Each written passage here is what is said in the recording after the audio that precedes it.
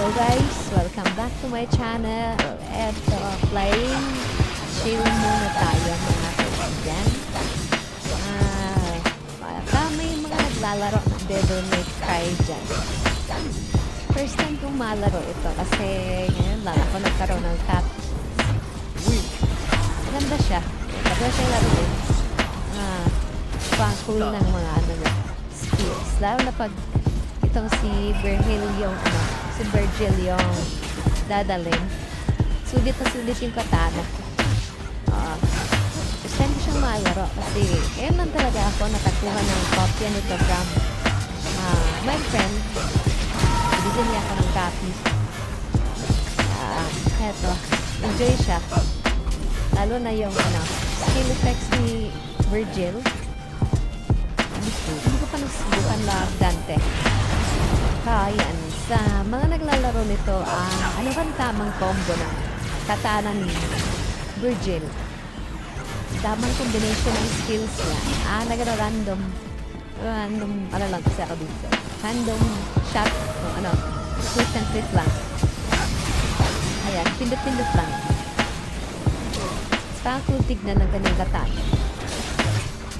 Okay. May blinks ni Virgil, medyo advanced siya kaysa kay Nero. Pero tingin ko mas cool pa din si Dante.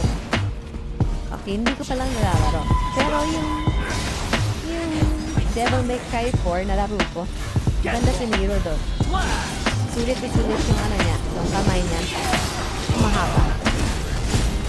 Kaya chill play lang muna. Wala mo ng tutorial guys. Okay?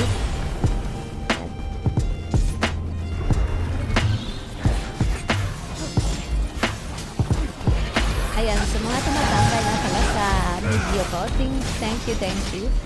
Okay? Sa mga hindi pa nag-subscribe, pag-subscribe naman dyan. Okay. Chill lang tayo. Masyadong masyadong imba to si Virgil. May matalon.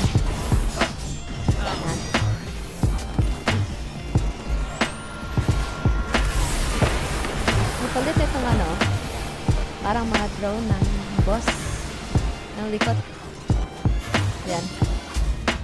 Likot-likot nila. Masyadong imba tignan. Uy, baka may mga extra games kayo dyan Sige ako copy. Copy guys. Please kumalaro. Umay na mag-online games.